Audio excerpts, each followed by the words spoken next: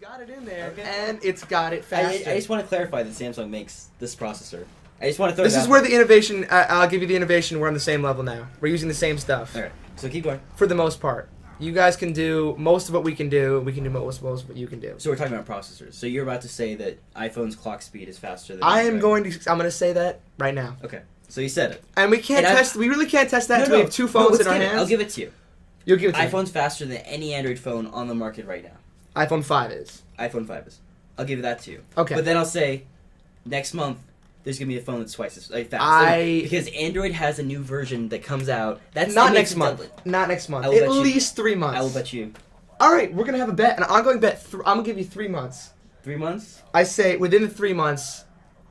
No, after 3 months, they'll probably have a phone that will attempt to beat the iPhone Within 5 3 in months, speed. there will be a phone that's out with a faster clock speed than the iPhone 5. I have no doubt in my mind. Just knowing the pattern. Within of 3 Android. months. I'll give you 3 months. But Right. for right now, iPhone 5's got the Apple lead. is king. Apple is king right for now. this moment. And if you look And you at can see the same thing if for you look at the quadrant scores of both processors right now, it's beating it by like probably such by a hair. Like I it's, mean- it's so microscopic, and that's okay. If you want to Yeah. play around for a day, I mean, we're going to the nitty-gritty details here. I mean, for the average user, it's not going to make much of a difference, but I guarantee you when I go from my iPhone 4 to the iPhone 5, I'm going to notice a huge difference, especially because mine has 2 years of wear on it, yeah. and it's starting to slowly slow down. Oh yeah, definitely. I think that's just the aging of a device. I mean, yeah, when you use it that much, you expect it to wear a little bit. So let's talk about. I saw a video. I'm going to bring this up because I thought it was fascinating. Okay. There was a video of a guy that went on the street with an iPhone 4S and handed it to people and said, "This is the iPhone 5. Do you think it's faster? Do you think it's this? Do you think it's?" And Is that Jimmy Kimmel, right? I think it was Jimmy Kimmel. Okay. I mean, I have to bring it up because it's all over the You internet have to. right now. It's. And what does that say about the actual? Does the user base that's using the iPhone really care that much? You know, I can't speak for the entire world when it comes to how stupid some people are, but if Jimmy Kimmel came up to me and said something was an iPhone 5, I would probably believe him because I got cameras all over my face, Yeah. and I'm not going to be like, no, you're wrong in front of national television. I'm sure people said no, I you're would- wrong. They just didn't show it. I'm sure they did. I'm sure some people will realize, like, dude, you're trying to like screw me over here. Like, I obviously know it's not the iPhone 5, but I'm sure they picked out some people based on Yeah, I mean, there's definitely just to screw with them. But I think it's definitely an interesting. I also don't understand what idea. your point is here. Well, my point is, I mean, you're saying it's the fastest phone ever made. You're saying this. You're saying that. But the people that are using the phone don't have a clue. Like, I'm not sure. The same can be said for Android, though. There's But- people that have Android Galaxy 3 and they think their phone's amazing, but they can't use half the features of it. And yeah, I guess that works both ways. But I guess the point I'm trying to say is, I mean, if you look at the iPhone 4 with that iPhone 4S, and you look at the iPhone 4S and you look at the 5, I mean, it's hard to actually tell the difference at a certain extent. Oh, certainly. Unless if you don't know if you don't know the features of the phone, you're not going to be able to tell a 4 from a 4S. Yeah. You're not going to tell a 3GS from a 3G. Is Apple getting lazy? Is this them being lazy, do you think? I don't think it's them being lazy. I think they found a design that they love. People love it. They don't want to change it drastically where people are going to not buy it anymore. Mm-hmm. I personally love my iPhone. I don't see anything wrong with it. I do think the bigger screen's going to be a good thing, but they didn't widen it at all because holding it right now, it's comfortable.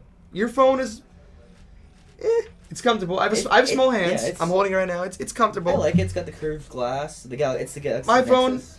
fits my hand nicely. I'm used to it, granted, but it's not too big. And one thing I'm going to bring up now is that they said the first thing they felt when they got the iPhone 5 in their hands is even though it's only 20% lighter, they said it was a lot lighter feeling, which is a huge deal.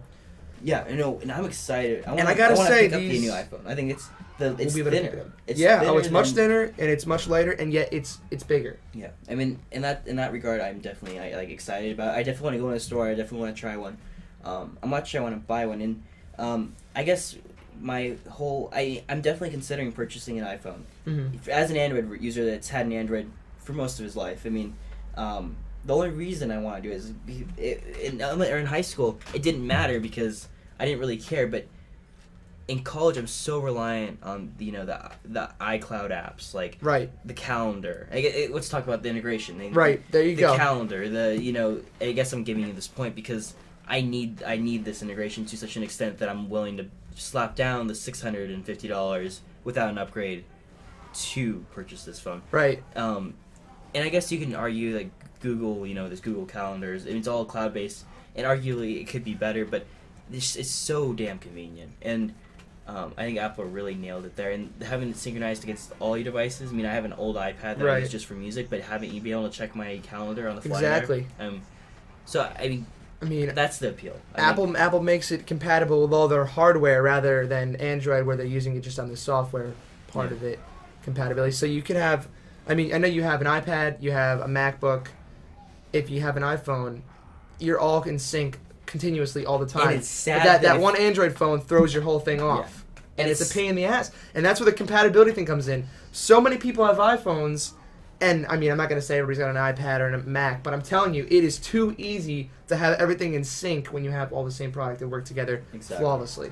And it's sad that I feel compelled. I think I'm terrified that I'm considering this because I feel like I'm being sucked into this Apple monsoon, like the tornado, this spinning thing. Like I feel like it's bad, but I'm still doing it. It's kind of right.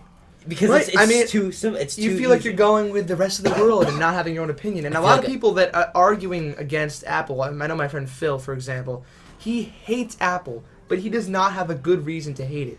The only argument he has is Android can do it better, Android can do more, but he doesn't realize all the benefits of the compatibility, the ease of use, the lighter phone that does everything the other Android phone does, basically, and it does it in more in sync way. Yeah, and the application backlog on the iOS devices is bar none and nothing. I mean, the Android market's really nice. There's definitely, apps that get put over there. But I look at iOS apps, and I'm like... Most apps are made for iOS. And then they get ported into Android. Get ported into Android. Android's the little bitch, pretty much. It's not the little bitch. I think it's the little bitch. There's such the App Store came first. That's true. And it's more convenient. I mean, it's a whole different, code base, but... Okay, if you're basing on users, there's more Android users. There are more Android users because Android has a multitude of phones. But if you're looking at the number one phone, Apple has the iPhone down by far. I think there's something around 500 million activations a day. That sounds really high. Let me check. Let me pull it up here. Checking it out.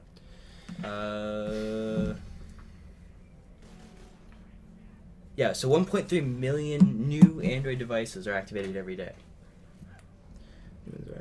I mean, why does that not sound right? 1.3 because it's ridiculously high. I mean, 1.3 million. Okay, yeah, okay. I'm thinking billion like that. That's not impossible. So, all right, that's a total 500. I mean, I'm not sure how many iPhones and Apple's sold much. If you looked at that stat, did you look at that? I haven't. I know that they are trying to break. I'm just gonna move this. Can you just lift it up there for a second? I know they're trying to break the 10 million. They're probably going to break the 10 million. Or get close to it anyway, 10 million in the first opening weekend. We'll find out this weekend. I know they broke 2 million. Actually, was it 2 million? No, it was... Here we go.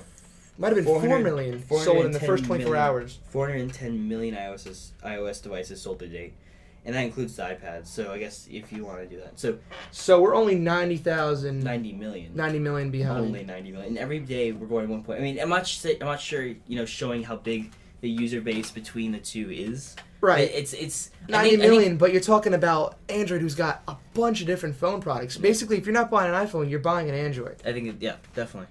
I mean, there's really... The BlackBerry is gone to the shitter. Yeah. And I can't even pull another company out of the air right now. I really can't even think of another. Windows phones. If you wanted. They have 1.7% of the market share. It's nothing. It's Android and Apple right now. Yeah. And the fact of the matter is Apple has one phone technically, the iPhone, but Android's got multiple different phone. And when we look at the iPhone, ecosystem at Syracuse University where we're at, I mean the people that go here aren't not wealthy. I mean there's definitely you have to be pretty affluent to pay the entry fee here. Oh yeah. I mean there's no arguing against that. You look it up on US World News and it's ridiculous, but yeah.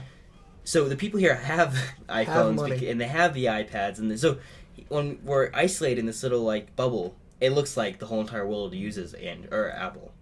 I mean, to go on that point, it's a good point. I didn't want to make it because it's very secluded, and you can only see so many people around you. But at home, it seemed like in the past year, I've noticed that everybody has an iPhone now. Like almost, like, what phone? Everybody, you know they have an iPhone. If you don't have an iPhone, like what the fuck are you doing?